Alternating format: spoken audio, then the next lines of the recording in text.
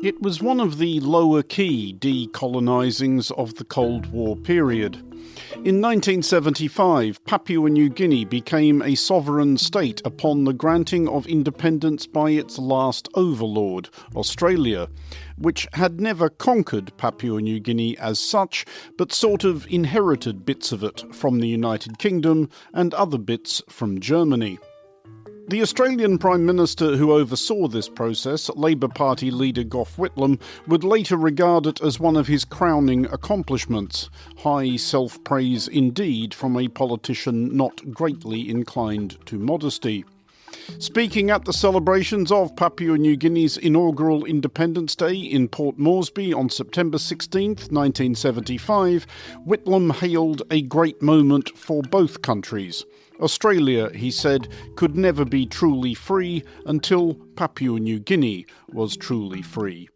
I cannot stress too often that the decision for independence is not only a decision about Papua New Guinea, it is about Australia and Australia's view of her own proper role in the world. Listeners with a confident grasp of arithmetic will have calculated that Papua New Guinea recently celebrated half a century of independence. Indeed it did, well done, and the anniversary was observed with another wingding in Port Moresby, attended among others by Australia's current Labour Prime Minister Anthony Albanese, who bore the birthday present of Australian funding for an extension to Papua New Guinea's Parliament House. One really tangible way of celebrating the 50th anniversary is for Australia to assist with building the democracy, literally the building that will help to house the democracy. But there was something else Albanese wanted, which he returned from that visit without. Albanese had hoped to sign with his Papua New Guinean counterpart, James Marape, a mutual defence treaty.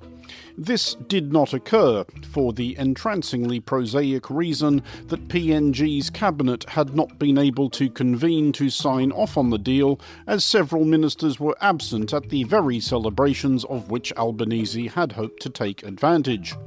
And who among us has not skipped the ratification of a treaty to nail down a forward position in the queue for the buffet?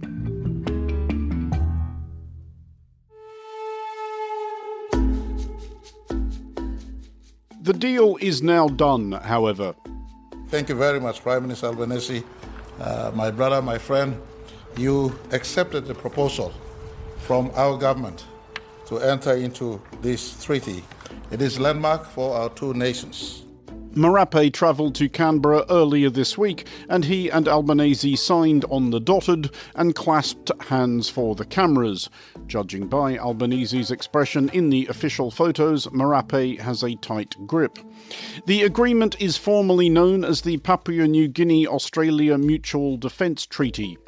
Perhaps in recognition that there is no snappy acronym to be wrung out of that, narrators of current affairs explainers for one cohort would not enjoy pronouncing Punjamd. It will be less formally known as the Puk-Puk Treaty, Puk-Puk being the New Guinean pidgin word for crocodile. Possibly overselling the conceit somewhat, one PNG cabinet paper suggested that the alliance the treaty enshrines would have, quote, the ability to bite, and like a crocodile, its bite force speaks of the interoperabilities and preparedness of the military for war, unquote.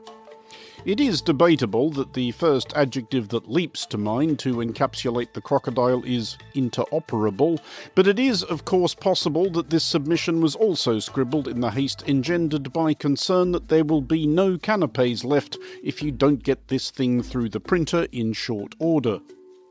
But the Puk-Puk Treaty, as these things go, appears a pretty big deal, at least on paper.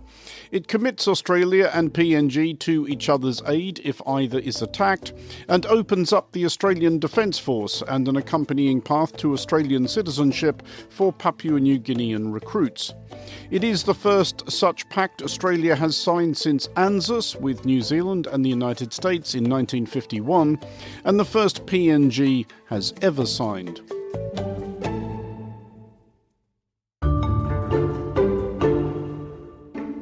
It may seem like a bigger result for Papua New Guinea than Australia. Papua New Guinea is poor, Australia is rich. Papua New Guinea has a land border with a neighbour with whom it has clashed in the past, Indonesia, while Australia has no land borders with anybody. But there is plenty in this for Australia.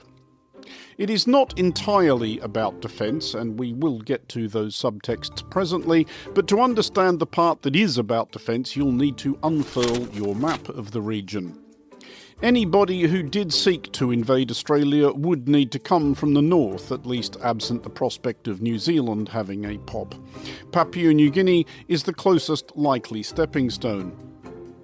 This is the route Imperial Japan attempted to take during World War II, the infamous Kokoda Track, along which Japanese troops marched from their beachheads on the north of New Guinea's tail towards Port Moresby before being stopped by Australian and Papuan forces, is now something of a pilgrimage.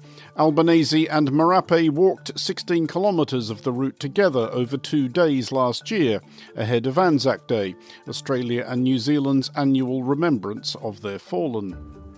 Any meetings Australian or Papua New Guinean military planners have now about Japan would be short ones. The current concern is China, which has been making outreach into the Pacific region. To Australia's considerable consternation, China has made security and/or economic agreements with the Solomon Islands and Cook Islands, among others, and approached Papua New Guinea brandishing something similar in 2023. The Puk-Puk Treaty may well be more symbolic than substantial. James Marape has cheerfully acknowledged that in any conflict between Australia and China, PNG would have little to contribute and would likely take a seat, but that he didn't expect that Australia would vault into the fray should things kick off along PNG's border with Indonesia. But symbols matter in diplomacy, and the Puk-Puk Treaty symbolises Australia's determination to exert an influence on its region, as China gets more interested and, perhaps, as the United States gets less so. For Monocle Radio, I'm Andrew Mueller.